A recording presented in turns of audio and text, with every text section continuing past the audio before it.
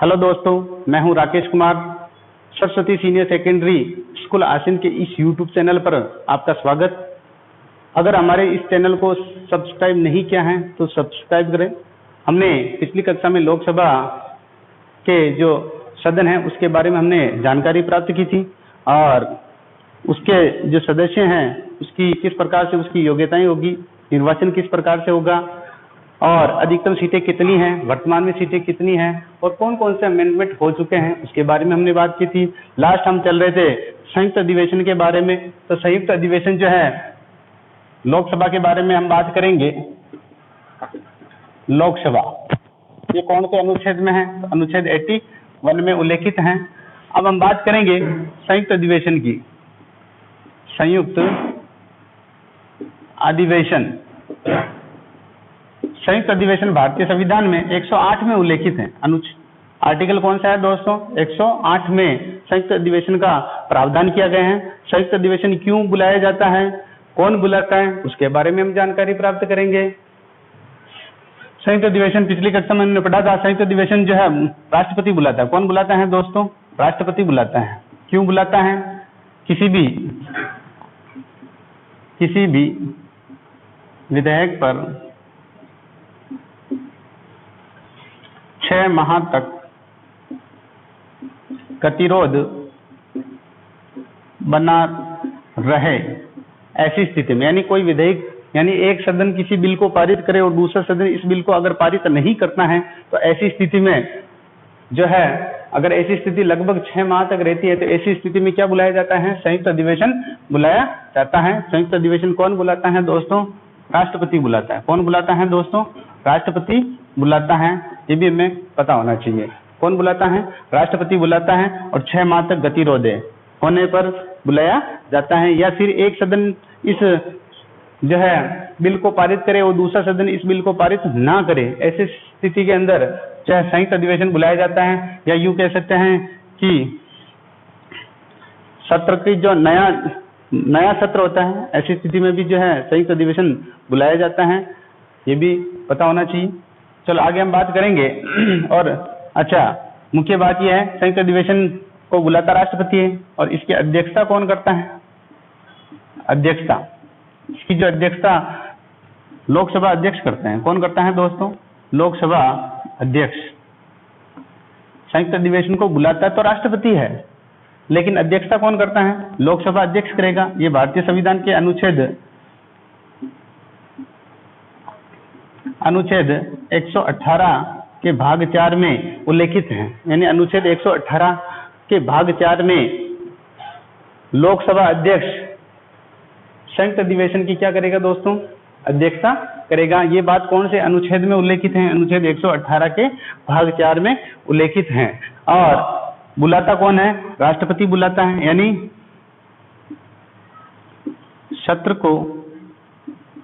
सत्र आहूत और सत्रावसान, यानी सत्र आहूत से तात्पर्य है कि नए सत्र को बुलाना। क्या होता है दोस्तों? नए सत्र को बुलाना। नए सत्र को कौन बुलाता है दोस्तों? राष्ट्रपति बुलाता है। कौन बुलाता है दोस्तों? राष्ट्रपति बुलाएगा। और सत्रावसान कौन करता है दोस्तों? सत्रावसान से तात्पर्य है सत्र की समाप्ति। क्या होता है दोस्तों सत्रावसान से? सत्र की समाप्ति। और सत्र की समाप्ति भी कौन करता है दोस्तों? राष्ट्रपति करता है। जबकि सत्र को स्थगन करने की शक्ति किसके पास होती है? वो होती है लोकसभा अध्यक्ष के बारे में हम आगे चर्चा करेंगे। लोकसभा अध्यक्ष का हमारे पास पूरा जो है अपने पास चैप्टर है, उसके बारे में हम अध्ययन करेंगे।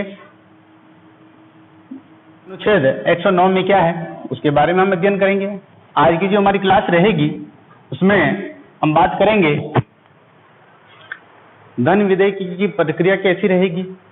पूरे धन विधेयक के बारे में हम चर्चा करेंगे और अब तक कौन सी जो है लोकसभा के चुनाव हो चुके हैं, उसके अध्यक्ष कौन है, उसके वर्तमान में उपाध्यक्ष कौन है और सर्वप्रथम इसके अध्यक्ष कौन रहे, उपाध्यक्ष कौन रहे, उसकी हम चर्चा करेंगे आज।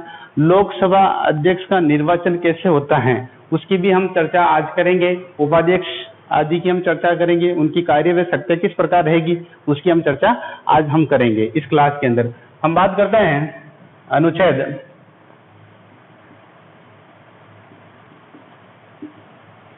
109 109 यानी अनुच्छेद 109 में क्या प्रावधान है। इस अनुच्छेद के तहत इसमें धन विधेयक क्या है दोस्तों, धन विधेयक जिसको बोलते हैं मनी बिल। क्या बोलते हैं दोस्तों, मनी बिल। धन विधेयक की प्रक्रिया का उल्लेख है, धन विधेयक की प्रक्रिया का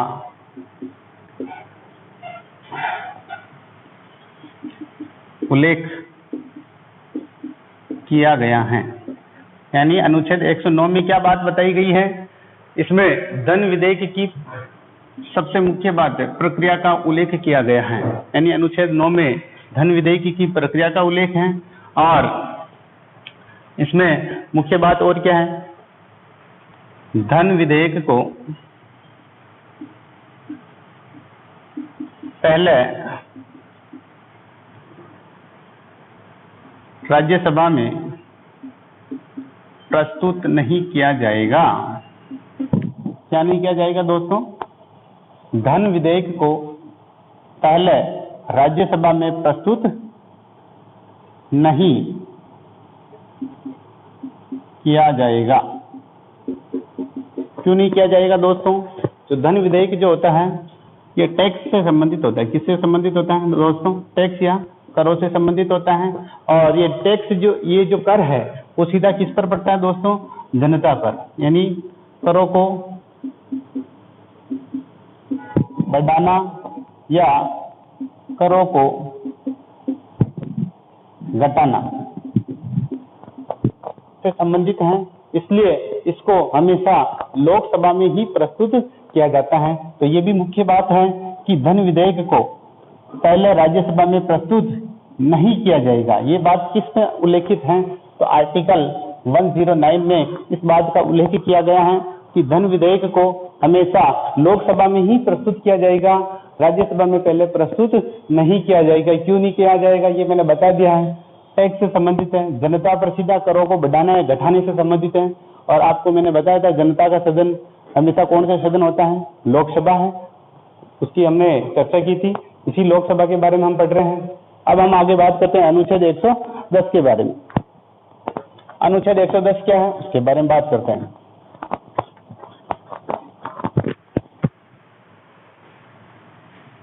आर्टिकल अनुच्छेद 110, अनुच्छेद 110 में क्या है, इसमें मुख्य बात है धन विधेयक जिसको मनी बिल कहा जाता है अंग्रेजी में। धन विधेयक को परिभाषित किया गया है। क्या किया गया है दोस्तों, धन विधेयक को परिभाषित किया गया है। यानी अनुच्छेद 110 में क्या है, धन विधेयक को परिभाषित किया गया है। सबसे मुख्य बात तो यह है। और क्या बात हो सकती है इसमें धन विधेयक को पहले लोकसभा में प्रस्तुत किया जाएगा। इस बात का उल्लेख भी किसमें है दोस्तों, अनुच्छेद 110 में उल्लेख है कि धन विधेयक को पहले किसमें प्रस्तुत किया जाएगा दोस्तों, लोकसभा में प्रस्तुत किया जाएगा। इस बात का उल्लेख भी किसमें है, अनुच्छेद 110 में है। मैंने कहा था अनुच्छेद 109 में क्या है, धन विधेयक की प्रक्रिया का उल्लेख किया गया है, जबकि धन विधेयक को पहले कौन से सदन में रखा जाएगा इस बात का उल्लेख अनुच्छेद 110 में किया गया है। और पहले जो प्रस्तुत किया जाता है वो कौन से सदन में प्रस्तुत किया जाता है, लोकसभा में प्रस्तुत किया जाता है। और इसमें क्या मुख्य बात हो सकती है, इस धन विधेयक को प्रस्तुत करने से पहले, यानी धन विधेयक को प्रस्तुत करने से पहले किसकी अनुमति आवश्यक होती है दोस्तों, राष्ट्रपति की। पहले राष्ट्रपति की अनुमति आवश्यक होती है। यानी इस धन विधेयक को प्रस्तुत करने से पहले किसकी अनुमति लेना आवश्यक होती है दोस्तों? राष्ट्रपति की अनुमति लेना आवश्यक होती है। ये बात भी किस में उल्लेख किया गया है? अनुच्छेद 110 में उल्लेख किया गया है। और उसकी मुख्य बात और क्या हो सकती है? यानी धन विधेयक को राष्ट्रपति पुनर्विचार के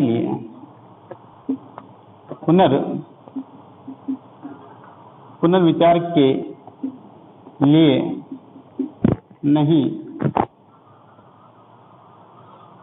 भेज सकता है। ये बात किसमें है? अनुच्छेद 110 में। यानी राष्ट्रपति किसी भी विधेयक को एक बार पुनर्विचार के लिए लौटा सकता है, लेकिन एक जो धन विधेयक होता है, इस धन विधेयक को राष्ट्रपति पुनर्विचार के लिए नहीं लौटा सकता है, क्योंकि ये राष्ट्रपति के अनुमति के माध्यम से ही इस विधेयक को प्रस्तुत किया जाता है। इसलिए इस विधेयक को राष्ट्रपति क्या नहीं कर सकता है? पुनर्विचार के लिए नहीं लौटा सकता है। इस बात का उल्लेख भी अनुच्छेद 110 में किया गया। और इसकी मुख्य बात क्या हो सकती है? धन विधेयक पर संयुक्त बैठक का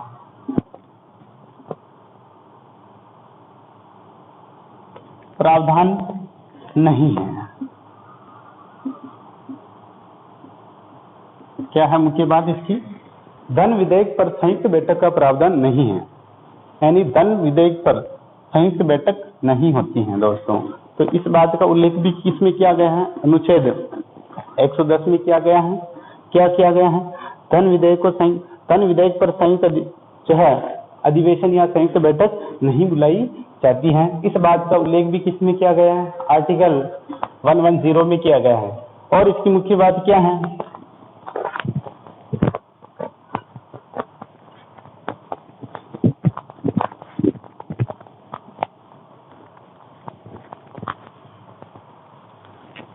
धन विधेयक को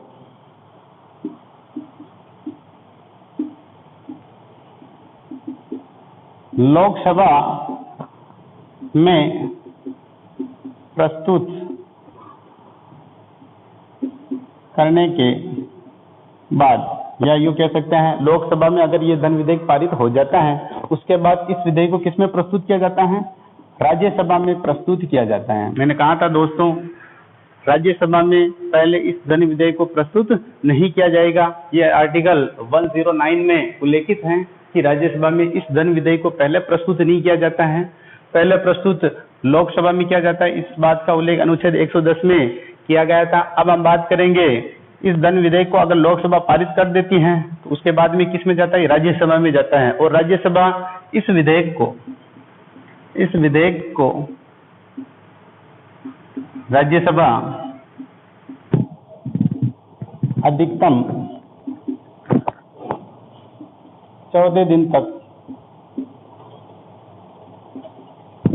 रोक सकती हैं। कितने दिन रोक सकती हैं? 14 दिन तक। यानी 14 दिन तक इस विधेयक को वो रोक सकती हैं। 14 दिन बाद अगर राज्यसभा इस पर सहमति दे या नहीं दे, ये दोनों सदनों से क्या समझा जाएगा? पारित समझा जाएगा। अगर 14 दिन बाद अगर ये इसमें सहमति नहीं करती है या अनुमति नहीं देती है, फिर भी ये क्या समझा जाएगा? पारित समझा जाता है। यानी दोनों सदनों से क्या समझा जाएगा? पारित समझा जाएगा। यानी राज्यसभा इस विधेयक को कितने दिन तक रोक सकती है? मात्र 14 दिन तक इस विधेयक को रोक सकती हैं। 14 दिन बाद इस विधेयक जो है ये स्वतः ही पारित हो जाएगा। क्या हो जाएगा दोस्तों? स्वतः ही पारित समझा जाएगा। 14 दिन बाद स्वतः ही क्या हो जाएगा? पारित हो जाएगा। ये था हमारे लोकसभा के अंदर धन विधेयक को किसमें प्रस्तुत करेंगे, उसकी प्रक्रिया क्या है, उसको किस अनुच्छेद के माध्यम से परिभाषित किया गया, उसके बारे में हमने पढ़ा। और उसको जो है पारित करने से पहले किसकी अनुमति होती है? राष्ट्रपति की होती है। इसके बारे में हमने बात की थी। आगे हम बात करेंगे धन विधेयक जो है आगे हम बात करेंगे जो लोकसभा है वो राष्ट्र आपात को किस प्रकार से रोक सकती है या वो रोकने में सहायक होती है, उसके बारे में हम बात करेंगे। चलिए हम बात करते हैं राष्ट्र आपात को रोकने में सहायक। आगे हम बात करेंगे किस प्रकार से लोकसभा राष्ट्र आपात को समाप्ति करने में सहायक है, उसके बारे में हम बात करेंगे। राष्ट्रीय आपात को समाप्त, यानी जो लोकसभा है उस जो है राष्ट्र आपात में भी क्या होती है, सहायक होती हैं। या तो अनुच्छेद जो धारा है 352 राष्ट्रीय आपात जो होता है, तो ऐसी स्थिति में राष्ट्र आपात की समाप्ति किस प्रकार से की जा सकती है। या तो राष्ट्रपति स्वयं इस उद्घोषणा को वापस ले लें, या फिर संसद से 1 माह से अनुमति लेना आवश्यक होती है, या फिर लोकसभा के कुल सदस्यों का क्या होता है दोस्तों, लोकसभा के कुल सदस्यों का 1/10 सदस्यों की सहमति। अगर लोकसभा के 1/10 यानी 55 सदस्यों, लोकसभा कितने 55 सदस्यों की सहमति पर जो है इस राष्ट्र आपात को क्या किया जा सकता है, समाप्त किया जा सकता है।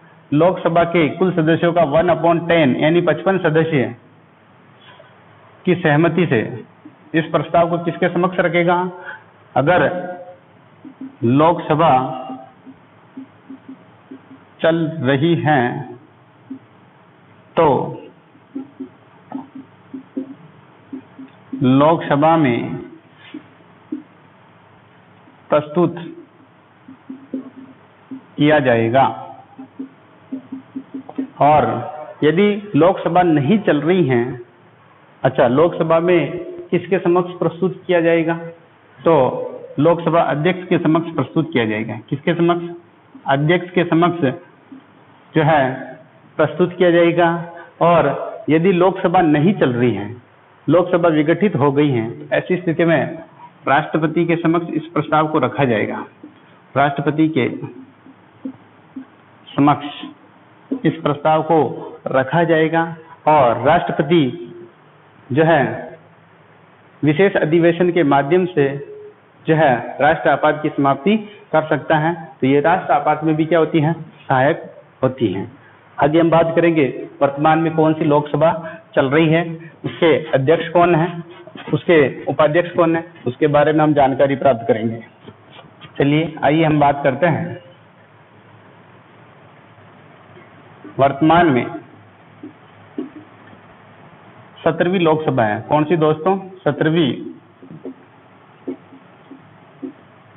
लोकसभा कार्यरत है। यानी वर्तमान में कौन सी लोकसभा है, 17वीं लोकसभा है। इसके जो अध्यक्ष कौन है वर्तमान में, हमारे राजस्थान से ही हैं, ओम बिड़ला।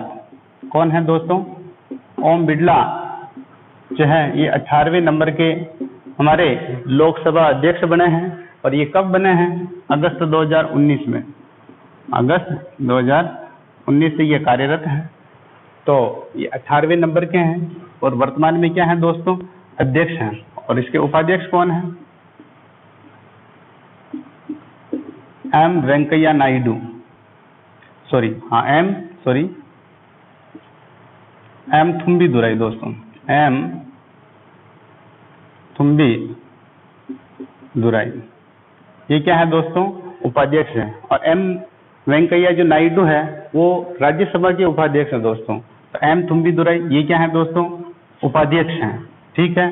और सबसे पहले लोकसभा के अध्यक्ष कौन बने हैं, तो वो आपको मैंने पहले बताया था पिछली कक्षा में, फिर भी मैं बता देता हूँ। प्रथम लोकसभा अध्यक्ष कौन बने हैं दोस्तों, जीवी मावलंकर। कौन बने हैं, जीवी मावलंकर, जिनका पूरा नाम है गणेश वासुदेव मावलंकर। ठीक है, ये भी हमें पता होना चाहिए कौन बने हैं। प्रथम लोकसभा अध्यक्ष कौन थे, जीवी मावलंकर थे। और उपाध्यक्ष एम ए अयंगर। कौन थे दोस्तों, एम ए आयंगर कौन थे? लोकसभा के प्रथम उपाध्यक्ष थे। ठीक है। राज्यसभा के अंदर सबसे पहले अध्यक्ष कौन थे? जिसको हम बोलते हैं सभापति। यानी राज्यसभा के अंदर हम बात करें, राज्यसभा के प्रथम सभापति, आपको पता है राज्यसभा का जो सभापति होता है वो कौन होता है दोस्तों? उपराष्ट्रपति होता है। तो जो लोकसभा राज्यसभा के जो प्रथम जो सभापति थे वो कौन थे? डॉक्टर सर्वपल्ली राधाकृष्णन। कौन बने दोस्तों? डॉक्टर सर्वपल्ली राधाकृष्णन कौन थे? लोकसभा के सभापति थे। और उपसभापति कौन थे? प्रथम उपसभापति SV कृष्ण मूर्ति राव। कौन थे दोस्तों? SV कृष्ण मूर्ति राव थे।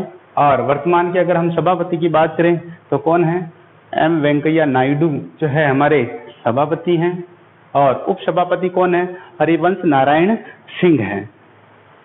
चलो अब हम आगे बात करेंगे लोकसभा अध्यक्ष के बारे में कि लोकसभा अध्यक्ष कौन है। तो ओम बिड़ला है।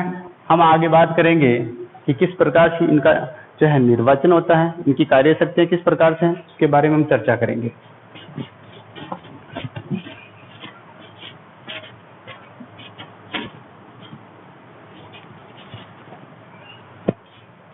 चलो आइए हम बात करते हैं लोकसभा स्पीकर। लोकसभा अध्यक्ष को क्या बोलते हैं? लोकसभा स्पीकर के नाम से पुकारा जाता है। किसके नाम से पुकारा जाता है? स्पीकर। स्पीकर के नाम से भी इसको पुकारा जाता है, लोकसभा स्पीकर। ठीक है दोस्तों। लोकसभा स्पीकर कौन होता है, उनकी कार्यशक्तियां किस प्रकार है, इसके बारे में हम अध्ययन करेंगे। लोकसभा अध्यक्ष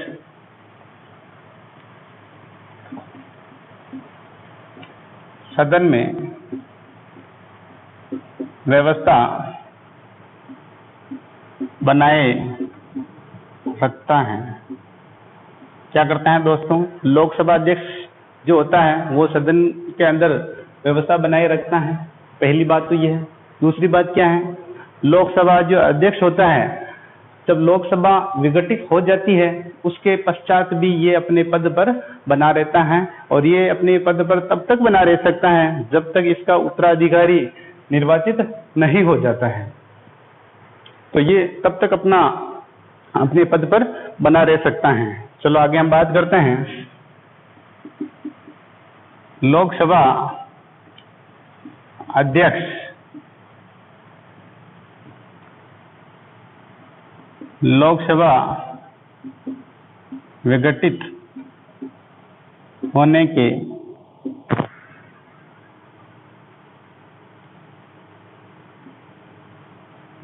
पश्चात भी अपने पद पर बना रहता है। कब तक बना रहता है दोस्तों?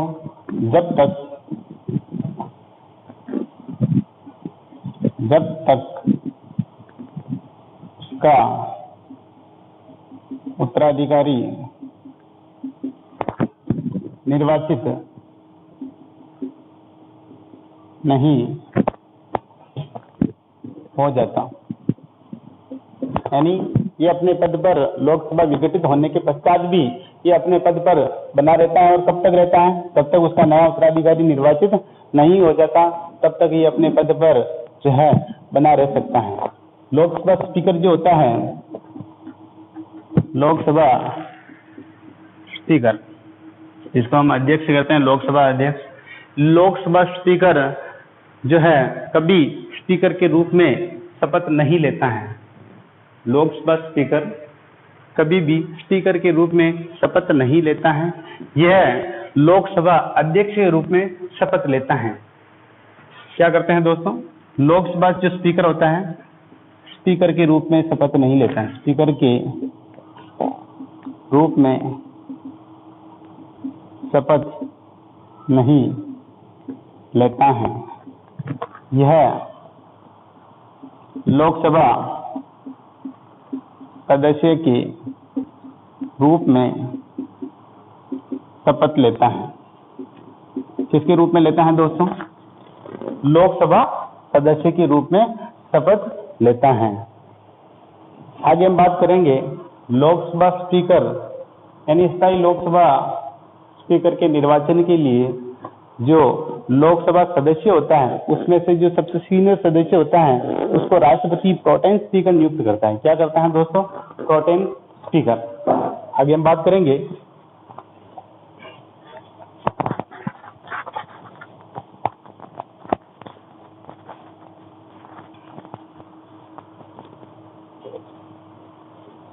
स्थायी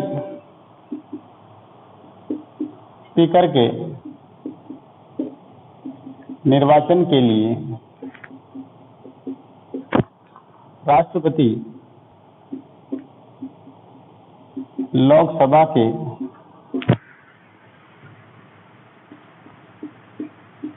सीनियर सदस्य को प्रोटेम स्पीकर नियुक्त करता है। क्या करता है दोस्तों? प्रोटेम स्पीकर क्या करता है? नियुक्त करता है। प्रोटेम स्पीकर क्या होता है? अभी हम उसके बारे में चर्चा करेंगे। प्रोटेम स्पीकर नियुक्त करता है और उसे प्रोटेम स्पीकर के रूप में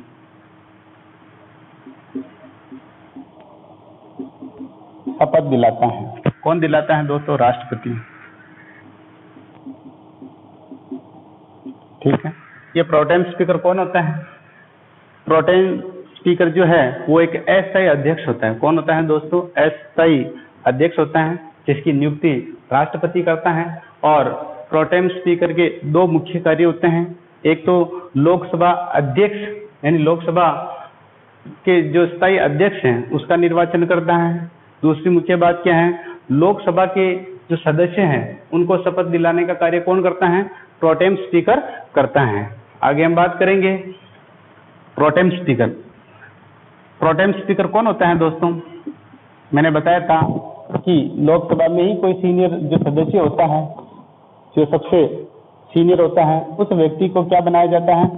क्या नियुक्त करता है? प्रोटेम स्पीकर नियुक्त करता है। कौन करता है? राष्ट्रपति करता है। और इस प्रोटेम स्पीकर के दो मुख्य कार्य होते हैं। प्रोटेम स्पीकर, जिसको हिंदी में अस्थायी अध्यक्ष भी कहा जाता है। अस्थायी अध्यक्ष, प्रोटेम स्पीकर, अस्थायी अध्यक्ष, इसके दो मुख्य कार्य हैं। कितने? दो मुख्य कार्य होते हैं। किसके? प्रोटेम स्पीकर के। पहला, लोकसभा सदस्यों को शपथ दिलाता है। क्या करता है दोस्तों? लोकसभा के जितने भी सदस्य होंगे उनको शपथ कौन दिलाता है? प्रोटेम स्पीकर दिलाता है। कौन दिलाता है दोस्तों? प्रोटेम स्पीकर दिलाता है। दूसरी मुख्य बात, स्थायी लोकसभा अध्यक्ष का निर्वाचन क्या करेगा दोस्तों? स्थायी लोकसभा अध्यक्ष का क्या करेगा?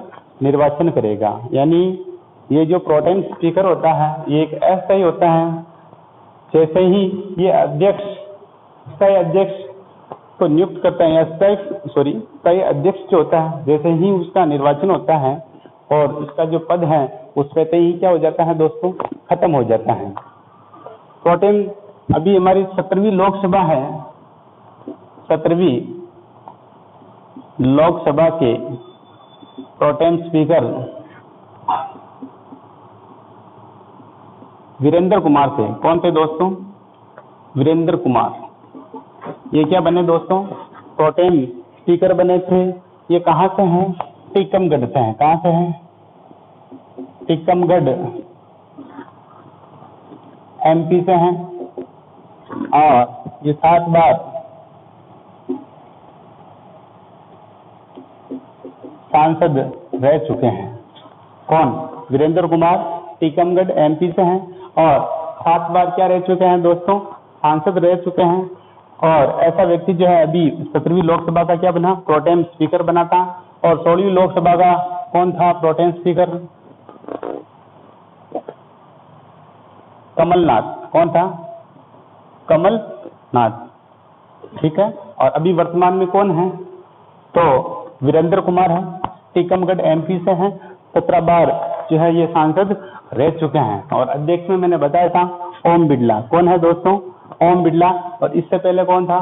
सुमित्रा महाजन थी। और उससे पहले मीरा कुमार जो प्रथम महिला लोकसभा अध्यक्ष थी। तो ये भी बहुत सारे कॉम्पिटिशन्स में पूछा जाता है, प्रथम लोकसभा में महिला अध्यक्ष कौन बनी? तो मीरा कुमार थी। ये 2009 के अंदर, यानी 30 मई 2009 से इनका 2014 तक इनका कार्यकाल था। तो प्रथम महिला लोकसभा अध्यक्ष, महिला लोकसभा अध्यक्ष जो बनी वो कौन थी दोस्तों? मीरा कुमार।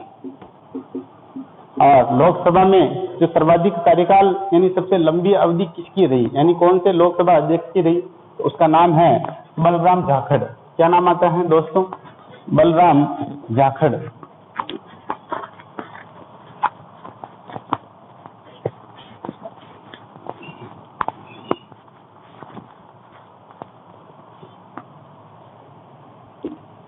सर्वाधिक लंबी अवधि कौन है दोस्तों? बलराम जाखड़ का कार्यकाल सर्वाधिक रहा है लोकसभा में। और पद पर रहते हुए किसकी मृत्यु हुई? तो जीवी मावलांकर, जो गणेश वासुदेव मावलांकर हैं, उनकी पद पर रहते हुए मृत्यु हुई। और दूसरा अध्यक्ष कौन था? तो बाल योगी था जो थे, उनकी भी पद पर रहते हुए क्या हुई थी? मृत्यु हुई थी। चलो आगे हम बात कर रहे थे प्रोटेम स्पीकर की। तो प्रोटेम स्पीकर ऐसा अध्यक्ष होता है और ये जो है लोकसभा के जितने भी सदस्य हैं उनको शपथ दिलाता है और सही अध्यक्ष का क्या करता है? निर्वाचन करता है। आगे हम बात करेंगे सही अध्यक्ष के निर्वाचन के लिए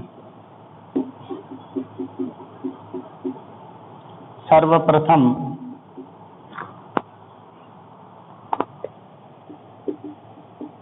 सत्ता दल के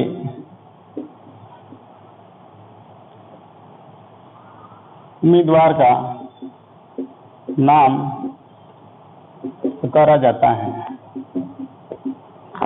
यानी कई अध्यक्ष के निर्वाचन के लिए सबसे पहले हम किसकी बात करेंगे? जिसकी सत्ता है, जिसका बहुमत है, उसके उम्मीदवार का जो है नाम पुकारा जाता है। और अगर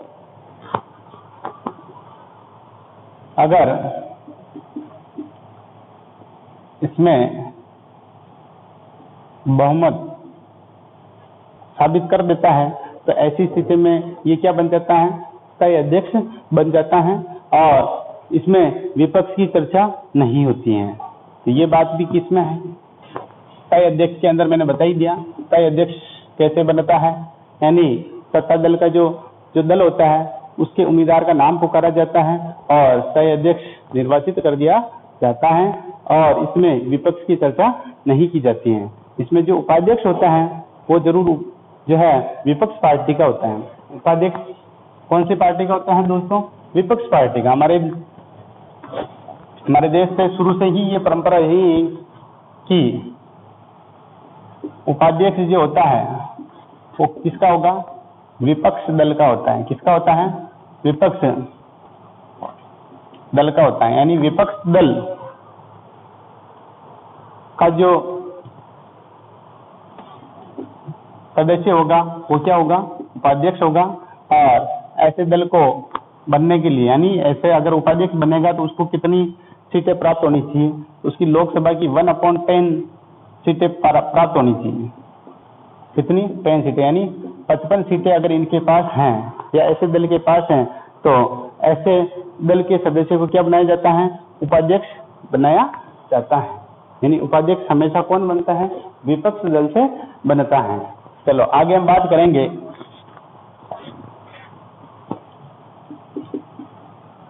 लोकसभा अध्यक्ष की कार्यशक्तियां,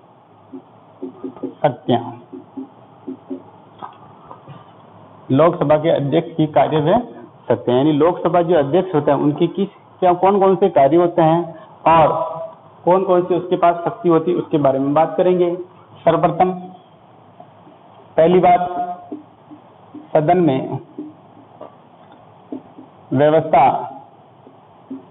बनाए रखता है। क्या होता है दोस्तों? सदन में व्यवस्था बनाए रखता है।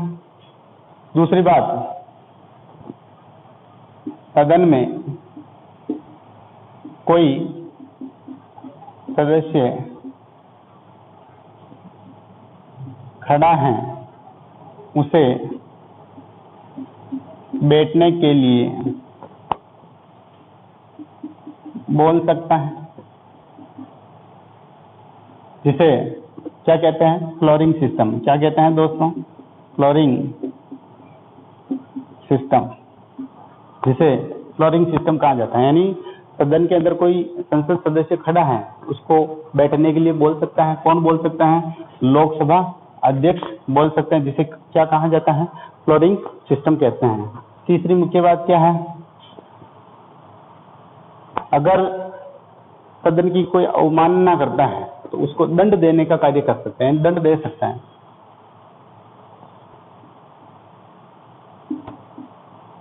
दंड दे सकता है, यानी अगर अवमानना कर रहा है तो ऐसी स्थिति में क्या कर सकते हैं? उसको दंड दे सकता है।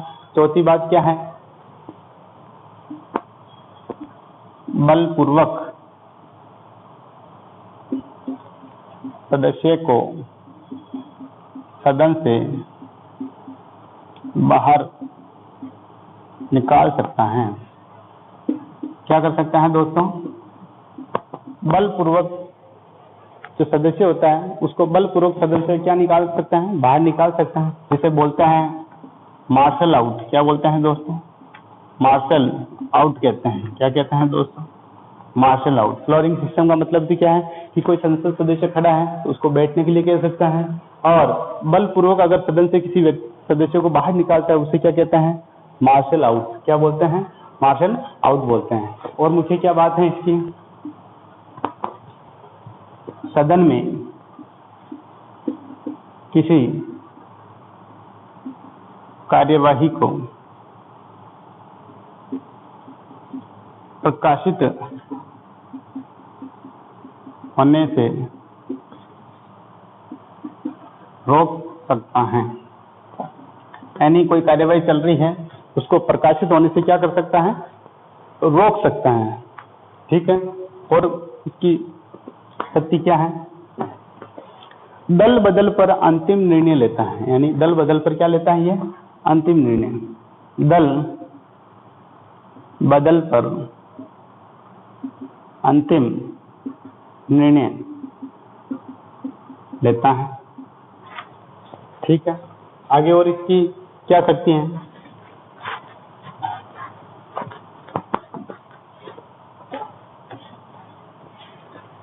सातवीं इसकी शक्ति है धन विधेयक व वित्त विधेयक को प्रमाणित करता है। कौन करता है? लोकसभा अध्यक्ष करेगा। धन विधेयक और वित्त विधेयक को क्या करता है दोस्तों? प्रमाणित करता है। ठीक है। आठवीं क्या बात है? सदन को स्थगित कर सकता है। सदन को क्या कर सकता है? स्थगित कर सकता है। जबकि स्तरावसान कौन करता है दोस्तों? स्तरावसान कौन करेगा? राष्ट्रपति करता है। कौन करता है दोस्तों?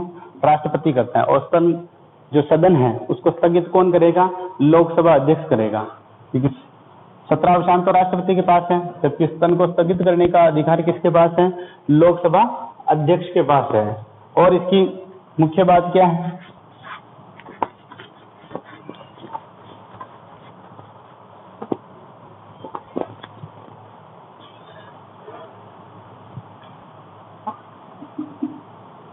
लोकसभा में पीठासीन अधिकारी सहित गणपूर्ति 1/10, यानी पीठासीन अधिकारी कौन होता है दोस्तों? लोकसभा में कौन होगा? लोकसभा अध्यक्ष होगा। कौन होगा दोस्तों? लोकसभा अध्यक्ष होता है। तो 1/10 सहित यानी लोकसभा अध्यक्ष सहित ही क्या होगी? उसकी गणपूर्ति मानी जाती है। ये कौन से आर्टिकल में उल्लेखित है? ये अनुच्छेद 100 के भाग 3 में इस बात का उल्लेख किया गया है। यानी लोकसभा में गणपूर्ति पीठासीन अधिकारी सहित कितनी होनी चाहिए? 1/10, यानी 55 सदस्य लोकसभा में होने चाहिए, लेकिन किसके सहित? लोकसभा अध्यक्ष के सहित होने चाहिए। और मुख्य क्या बात है? अगर दोनों सदनों में से अगर कोई विधेयक पारित होता है और दोनों सदनों के अगर बराबर बराबर मत हो जाते हैं, तो ऐसी स्थिति में लोकसभा अध्यक्ष जो होता है वो अपना निर्णायक मत दे सकता है। यानी सदन में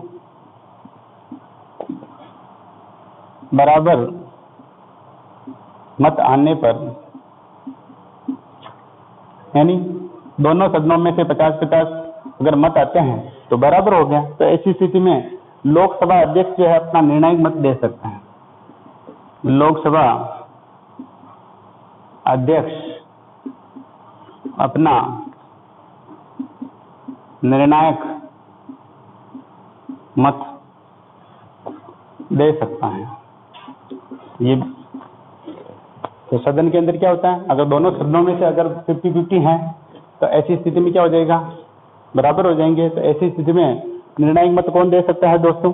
लोकसभा अध्यक्ष दे सकता है। और इसकी मुख्य क्या बात है? लास्ट एक इसकी मुख्य बात और है। तो हमने जो है संसद के बारे में चर्चा की है और संसद के कौन कौन से सदन होते हैं इसके बारे में चर्चा की है। राज्यसभा और लोकसभा, इनके बारे में हमने विस्तार से जानकारी प्राप्त की है। कक्षा 12 के जो विद्यार्थी हैं, पॉलिटिकल साइंस के अंदर जो खंड ब है, कौन सा है दोस्तों? खंड ब है। उसके अंदर जो इकाई सेकंड है, कौन सी है दोस्तों? इकाई सेकंड का हमने जो फर्स्ट चैप्टर संसद का हमने अध्ययन किया है। और इस सेकंड यूनिट में 4 चैप्टर हैं, जिसमें हमने फर्स्ट चैप्टर यानी संसद के जो सदन हैं उनके बारे में उल्लेख किया गया है। ये जो सेकंड इकाई है वो 10 अंक की है। कितनी है दोस्तों? 10 अंक की है। और जो संसद है और इनके दोनों सदन हैं 2.5 नंबर के हैं। इसके बारे में हमने पूर्ण रूप से जानकारी प्राप्त की है और घर बैठकर अपनी नोटबुक में उतारकर इन ऑनलाइन क्लासों का फायदा उठाएं। आज के लिए इतना ही। नेक्स्ट टॉपिक के साथ में हम मिलेंगे। तब तक stay home, stay safe. Thank you.